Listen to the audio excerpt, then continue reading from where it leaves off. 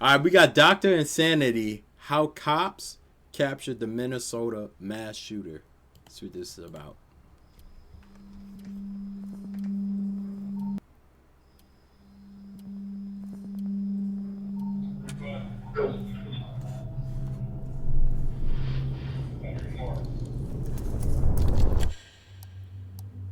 Why is that dude It's just sitting midnight at the Shady Oaks apartment complex. A resident is walking back to his apartment when suddenly he's shot by an unidentified man. I could have sworn I heard a gunshot or a firecracker, and I'm not sure which one. When police rush to the scene, they're immediately faced with a barrage of gunfire targeting anyone who moves, and no idea who or how many shooters are active, all while dozens of innocent lives are at fatal risk. More shots being fired right now. Just calm down. What kind of injury do you have? How would you... Dude, that's actually crazy, bro. Because, like, they shooting in the dark, and they don't even know where the dude is at. Like, if he's in an apartment building... It's a gunshot. Okay. Who shot you? I don't know. Go get her. I'm gonna get snipers put up on the east side. Yes. Get over here! Get over here! Get down on the ground now!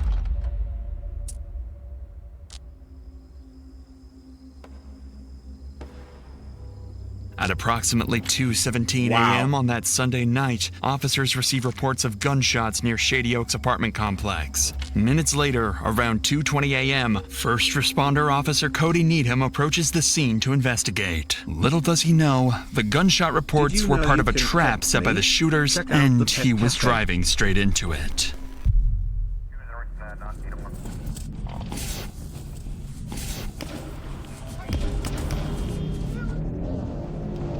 I think I've been shot. Moments after entering the parking lot, Officer Needham is struck by a bullet as multiple shots rang out and immediately radios nearby officers for backup. I'm going to the hospital. Dispatch, let ER know I'm coming. There was a rapid succession of shots. Do you know where it came from? It's back by Shady Oaks. There were more shots back by Shady Oaks. Okay, we need to get a perimeter around this building. Multiple units nearby are now en route to Shady Oaks. However, the scale of police response will soon grow much larger, as officers realize the severity of the situation and the danger posed to the civilians. But for now, as backup units head towards the scene, Officer Needham speeds towards the hospital, still uncertain how severe his injuries are. I think I've been shot. Yep, come on in. I don't know what the... Go in this room right over here. While Needham receives urgent medical care, backup officer Christopher Deason and other units make their way towards Shady Oaks. Completely unaware, they're stepping into a deadly 8-hour-long standoff. In rapidly chaotic incidents like these, officers have no choice but to make split-second tactical decisions. To fully understand how police manage such dangerous situations, we'll follow every tactic and decision through every stage of the standoff, starting with Officer Deason, who's just arrived on scene to a barrage of gunfire erupting unpredictably. We don't know what floor they're on. The shots were presumably coming up in front of the building.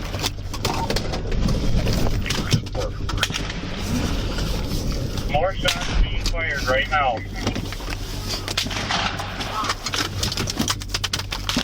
Buddy.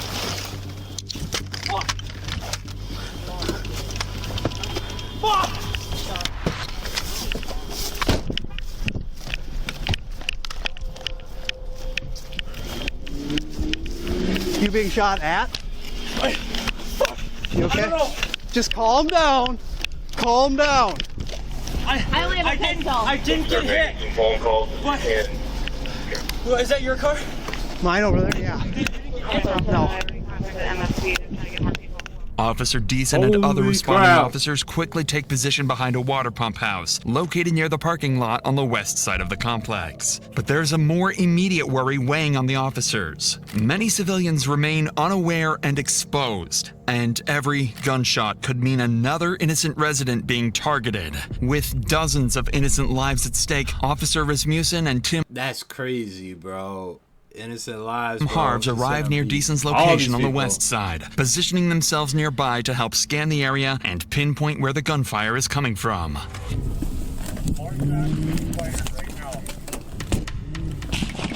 306, 2400, start everybody.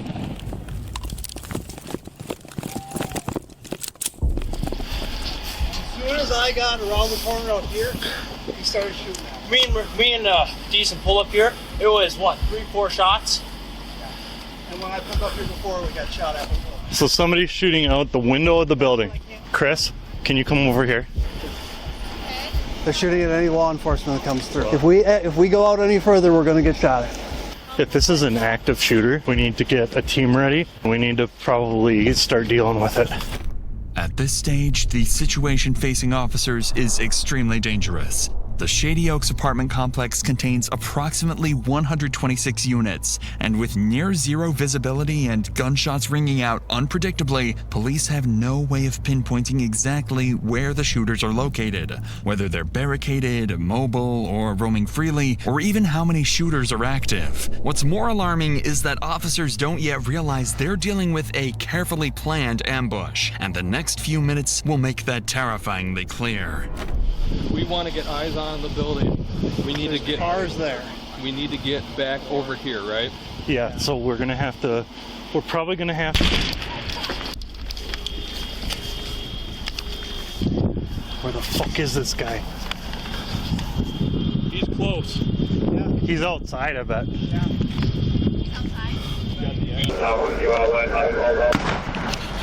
Okay. He's running across! You see him? Yeah, watch it. He's running. Where? Where is he running to? North or He south? ran that way, he ran that direction. Somebody Running ran, south. I don't know if he got shot at or what, but someone just ran across the back lot. He's running. Towards the back lot. To the south. I don't know if it was him or someone that got shot at. Correct, they ran out here in that direction. No, they're behind the trees here. Other side of the trees. What? Is that, you think that's a high-powered rifle? Or... Something high. Oh, just calm down. Do not bowl me over. Yeah, he mad at him, man, bro. Shot at this house. It's coming from the front of the building. It impacted the road on the Little Fourth.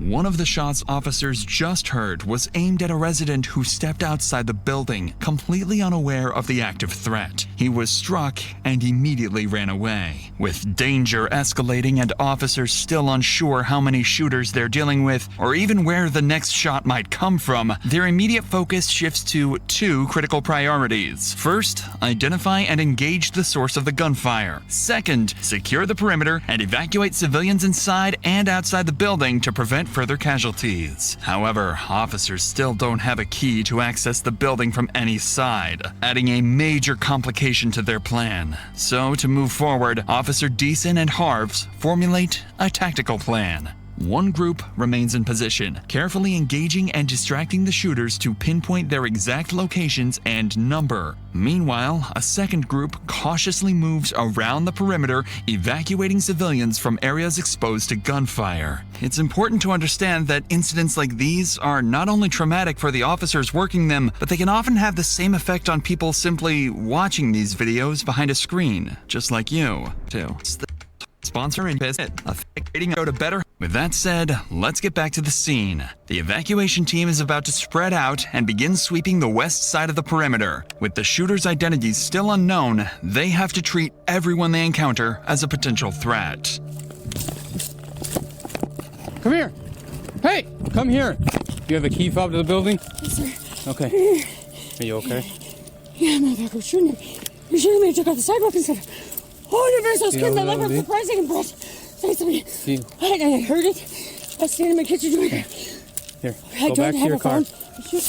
Now. It's the second floor. So you think it's the second floor? I'm pretty sure it's the second floor on the far side. Okay. Go back to your car. Stay in there, okay? Officer Rasmussen manages to clear this first encounter with a resident safely, but as he moves further into the parking lot, he spots someone he believes might be one of the shooters.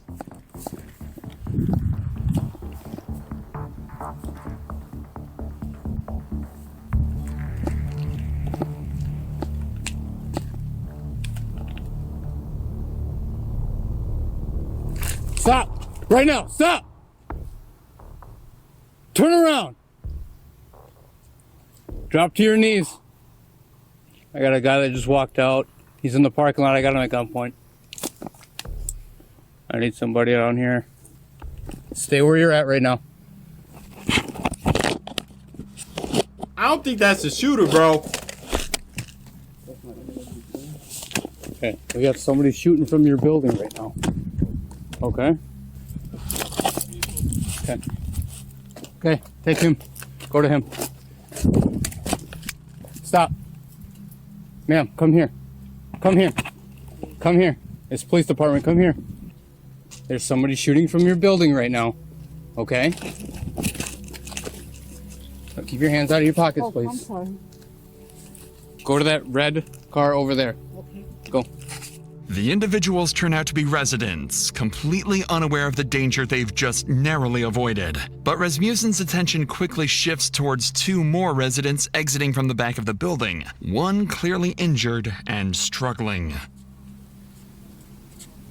Keith, you got up in the building? This way. This way.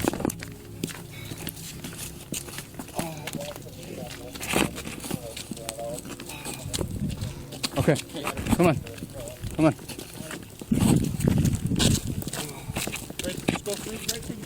Okay, right here. Now, I handed my phone off, so I have no way back. Okay, well, you're not going back in anyway, so you're fine. Are you hurt at all, sir? Or just the one? Just me. Okay. Wow. I'm right here. Okay. That light pole right there. The light. Okay. What kind of injury do you have? It's a gunshot. Okay. Who shot you? I don't know. I come out that door we just came out of, was facing that way, and that's when I got shot. Okay. Come right over here, sir. Just hop right into the back seat on that side. One of the civilians encountered by police is Shady Oaks resident Daniel Thorpe, the same person officers spotted running away earlier after being targeted by gunfire. Daniel is now the second confirmed victim following Officer Cody Needham. Unfortunately, they won't be the only casualties as the night continues. Wow. Wow. She has been hit. Get over here! Get over here! Get down on the ground now! By now, multiple SWAT teams have been requested to assist with the situation, but Daniel's close call underscores just how deadly the situation remains for the countless residents both inside and outside the complex. Many of them are still going about their night, not even realizing they're in any danger. Thankfully, Officer Rasmussen gained crucial intel from the woman he encountered outside the building. According to her, Boy, that is terrible, bro. Oh, man. Freaking apartment, man. It'd be like, hey, man. Security on site. the shots appeared to originate from an apartment on the front side of the building. My only thing is like, if someone's shooting, like, how is nobody, like, in the building on, like, around the building, like, hear it, you know? Possibly on the second floor. But most importantly, she provides the officer with a key to access the building. With dozens of innocent lives still at risk, police urgently need to devise a plan to infiltrate the building and evacuate residents before the shooters have a chance to move positions, or worse, start targeting residents door to door. If the next steps aren't executed perfectly, the consequences could be catastrophic.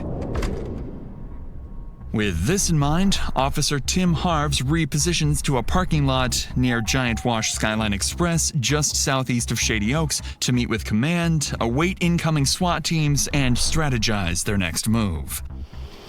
We haven't been able to get... They were thinking maybe like second floor, but now Chris is saying there's movement on 7th, but there's movement all over if you watch those windows. Nobody's identified where or who. Once I get more SWAT bodies in, I'm going to start forming up some perimeter teams to take over on perimeter. I'm going to get snipers put up on the east side. Yes, yeah. So that they can kind of get all the shots have been coming from the front of the building.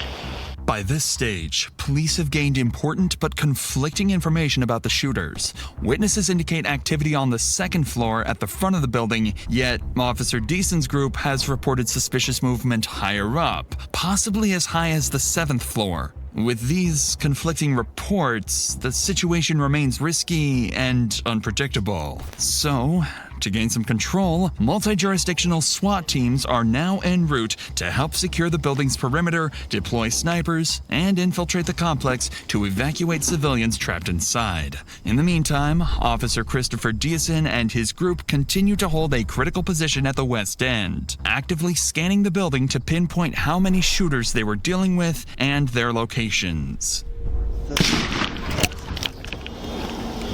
Shots fired, shots fired. Well, it was about 10 minutes. Yep. Just moving on to the southwest corner. I'm sure it's actually on corner too. Correct. Correct. Some are moving. This is towards intense, man. Woo! This is intense, man. That did hit across the street, right across the street from me. It sounded like birdshot. While Officer Deason's team continues to hold their position on the west side, a critical oversight is exposed in the perimeter setup. Road closures intended to prevent civilian traffic from entering the active shooting zone weren't established quickly enough, allowing unaware drivers to slip through. This major flaw is about to lead to disastrous consequences. No, bro. What? Oh. How to control the bleeding. Well, you don't go out there. Go! Go! Go! Go! Go! Get out! No! Fuck. Fortunately, this first vehicle manages to pass without getting hit. But just minutes later, officers spot another set of headlights approaching, heading directly into the line of fire. Contact 12 in shortly and around 3. 3. Shots fired, shots fired. 3 shots. Half shots fired. No. Okay. That was 3 shots, so. Correct. It'll be another 5-10 minutes. Maybe. They're not aiming directly at us. Vehicle coming north. Vehicle? Yep. Vehicle coming northbound. Vehicle coming northbound on 4th. Officers How in the quickly world? realized the rapid succession of shots was not directed at them, but at a civilian vehicle passing by the front of Shady Oaks. After being hit, the driver continues forward, eventually stopping on the west side, still within the active firing zone, but close to where officers are positioned. That's when they hear the driver's disturbing screams. Get over here! Well, we might have somebody that actually just got you. Oh shit. She has been hit. I know, come on. Let's go.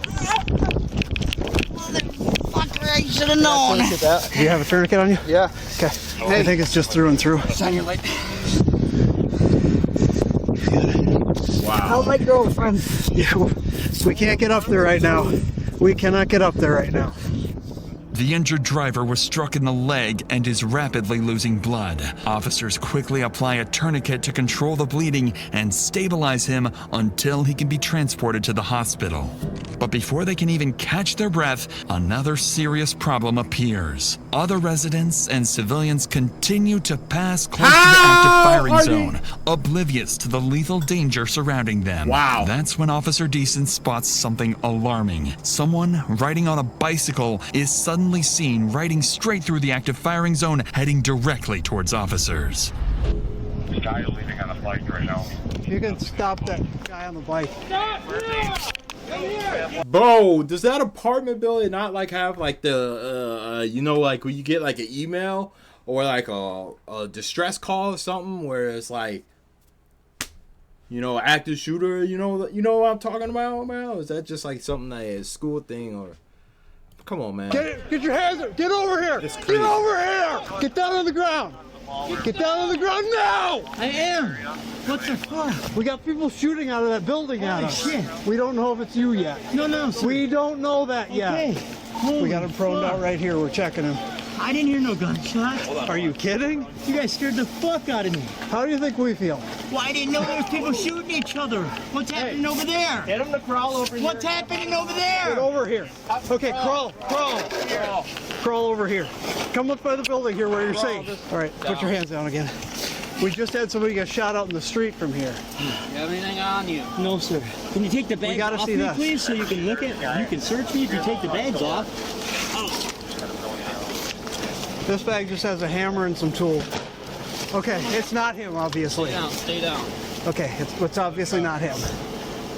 Okay, why don't you come up here, sir? Come up by the building where you're safe. Okay, now you hear what we're dealing with? Thankfully, officers quickly determined the biker was not a threat, managing to pull him to safety before he was harmed. Immediately afterwards, police units quickly finished establishing roadblocks around the complex, finally preventing further civilians from entering the danger zone. With no targets in sight, the shooting abruptly stops. This brief pause gives officers an opportunity to reassess their positions as they wait for SWAT support, unaware of the violent escalation just hours away.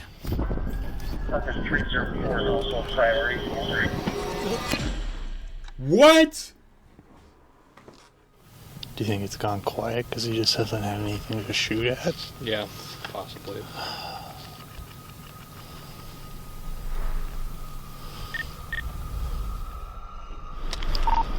Keep them at a staging point, Keith. We have an armored vehicle on scene here. We'll be sending over, I believe. At approximately 4 a.m., SWAT armored vehicles finally arrive on the opposite side of the building, marking a critical turning point in the operation. For the first time, officers have the tactical support they need to close in and bring the shooters into custody. Yeah, we've got 4 individuals here now, 313. We need to get them out of here. You want to jump in with him? Yeah. All right, we're coming. Thanks for coming. Yeah. I know our team's setting up too, so we'll be over here soon. Not what we expected. Yeah, no shit. With SWAT teams now on scene, a sniper unit quickly moves into position on the east side of the Shady Oaks complex, giving officers critical visibility. At the same time, entry teams on the west side prepare for their next move. It's finally time to move inside the building. Here, we'll cover you. Get up there, go one at a time, okay? And I'm gonna move, right? Yep. We're moving.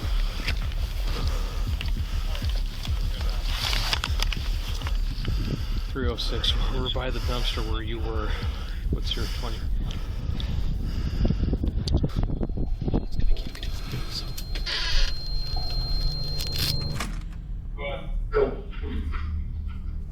The dude just chilling?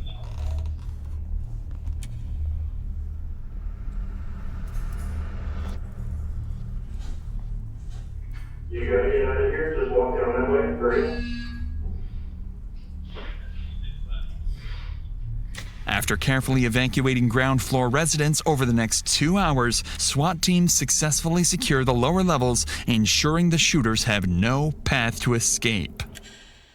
As the sun rises over Shady Oaks, police gain a critical advantage: daylight. With improved visibility, they deploy drones overhead, giving officers a clear, real-time view of the complex. As the drone hovers above Shady Oaks, officers notice movement on the 3rd floor. Someone barricaded near a window in apartment 303. Snipers positioned across the street quickly adjust their aim towards the apartment, while officers remain on high alert, knowing other suspects could be hidden throughout the building. Over the next hour, tensions escalate as the barricaded shooter fires and destroys a police drone monitoring his How good of an aim?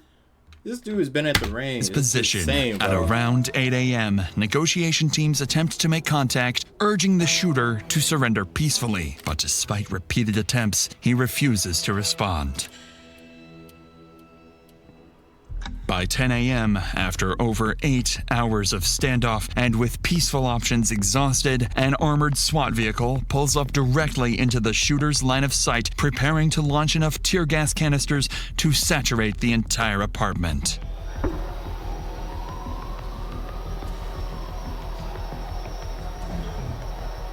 Moments after the gas enters the apartment, the barricaded suspect moves to the window. For the first time, officers see his face. It's a young man, barely out of his teens, armed and ready to fire back.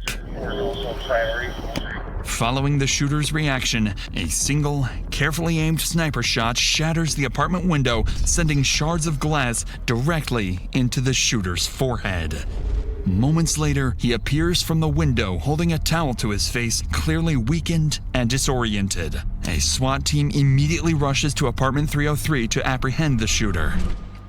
Inside, they find him wounded but cooperative, quickly placing him into custody and escorting him out of the building.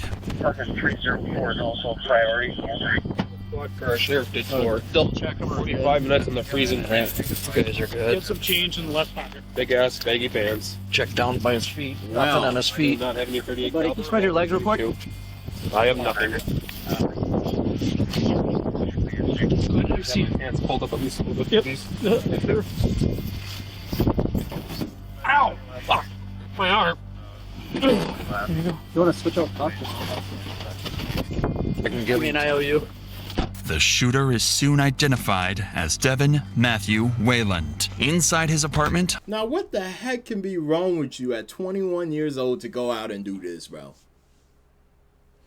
Wow. Officers recover multiple firearms, including the rifle used throughout the standoff. Officers continue to search the complex, and after a thorough sweep, they find no other threats, confirming Devin was the only shooter. As he is transported to the hospital for medical treatment, detectives begin rehashing details of the shooting. That's when they make a troubling discovery. The initial 911 call reporting fireworks had been placed by Devin himself. I could have sworn I heard a gunshot or a firecracker on there. I'm not sure which one. Investigators quickly realized the call was a deliberate attempt to lure responding officers directly into his line of fire. Given the calculated nature of the ambush, they suspect that Devin may not have acted alone, that he could be linked to a larger threat, perhaps associated with an extremist group or a broader violent plan. With this in mind, detectives bring Devin straight into an interrogation room as soon as he is medically cleared, urgently seeking answers about his true motives and whether any additional attacks were placed. Hey Devin. Hello. How are you? I've been better. Yeah, it looks like it. Feeling okay though? Is that okay if we visit? Yep. Okay. Now, let's back up to the day before the incident and just talk to us about your day and kind of what's going on. Everything seemed alright, everything seemed fine. But, Okay. These ex-friends of mine, they wanted to hang out with me, and it was gonna be his girlfriend's birthday, the 21st birthday, so they wanted to party and drink. Well, I do like political discussion. I like to see people's views and ask them why they think of that so I can respect them deeper and Like view them. political stuff? Yep. Okay. But it just turns out that they're ex-tweakers, and I think one guy was tweaking there. This guy's name was Seth something. And they're all like they're saying I'm getting in their face and screaming at them. I'm partially deaf from working in machinery. I said, I'm sorry, I'll get down on my hands and knees. I'll show you I'm not being violent. And this woman was saying, get on my man's face. And I'm like, I'm not on your man's face. I'm just saying, this is how I view about the situation, because how can I respect you? You've been nothing but nice to me, so she has until this point on. And Judd said, get off his face. I said, I'm not on your face. He pushed me. He was trying to fight me, so I fought him, and Jordan got on me, and he tried fighting me, and he claimed he was trying to make sure there would be no fight to happen, but that was the last straw. And for some reason, I felt like because no one would believe my side of the story, I had my firearms out and ready to use, just in case anything did happen, which I didn't want it to, but I had an accidental discharge of my Mosin-Nagant rifle and had one bullet for it. I'm not Which sure. kind of rifle was it? Mosin-Nagant. Okay. It was a mental slip-up. I haven't been employed in a year. And my grandfather died 3 years ago. I don't care. And I didn't want to ever shoot a cop. That's why I surrendered. Were you aiming at anything throughout Just the the 75 cars, rounds? just the cars, trying to get the cops to come so they'd shoot me. I didn't want to shoot the cops, I didn't want to shoot anybody else, I just wanted to shoot the cars. You did shoot. So that they would shoot me. But What? And is that from I couldn't, alcohol or I were couldn't, you- I couldn't myself. It's against my Oh. my own views. I would have to have somebody else me theoretically. So that's where that idea. I know it sounds really fucked up. I wanted to live. I tried telling myself this and that, but under last night's situation or ordeal, it just got too much to me, too Yeah. fast. So, do you remember what exactly you told the dispatcher when you called in? It sounded like there was a gunshot or fireworks or some type of discharge, like some type of fire shot. So if you said the word fireworks, would you mean fireworks from a gun or actually fireworks? I don't know. Did I say fireworks? Or are you getting You might have. I don't know if I did. Fireworks. I don't know if I did.